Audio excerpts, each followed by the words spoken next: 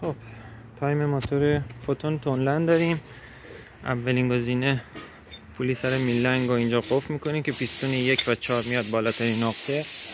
بعد برای تایم سرسیلندش این قسمت به صورت زنجیر تایمه. این زائده این زنجیر که دیگه حالا ثابت خودش گیر میکنه. این خار بالا باشه اینجا هم یه خار قفل کن داره اینجا گیر میکنه.